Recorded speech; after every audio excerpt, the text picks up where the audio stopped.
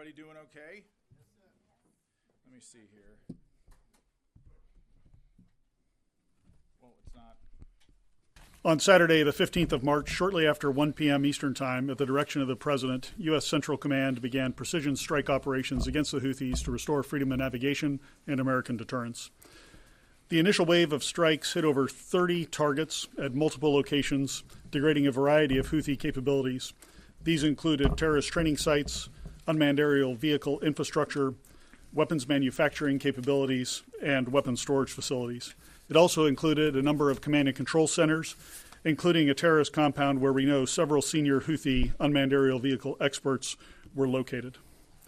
On Sunday, strike operations continued against additional headquarters locations, weapons storage facilities, as well as detection capabilities that have been used to threaten maritime shipping in the past.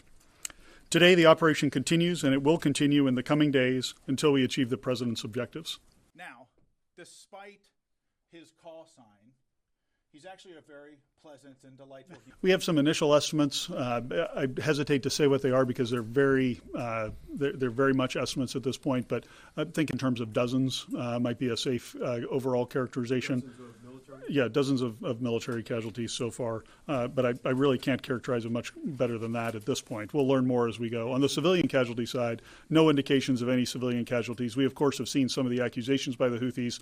We look at those closely when they do come in, but we have no credible indications of any civilian casualties. And with that, in this very crowded briefing room, I'll take some of your questions, and the first I'll go to Logan. Well, we won't talk about it publicly. Just know that there is a design to the operation. There are specific effects that we're trying to achieve, and there are specific targets that have been selected and approaches that we're taking in order to achieve the President's end state. So it isn't that we're just striking capabilities. There's an intent behind every strike and every target that we go after. Scheduling the performance of young musicians in the Marine Band that was canceled because of the... And without going into too many operational details for security reasons, but it's a much broader set of targets that we've been able to action in this case. And the other key differences are the delegation of authorities from the President through Secretary Hegseth down to the operational commander. So that allows us to achieve a tempo of operations where we can react to opportunities that we see on the battlefield in order to continue to put pressure on the Houthis. Fire drones and missiles at the Truman. Will there be a response to those attacks? And secondly, the Pentagon has deployed the USS Gravely.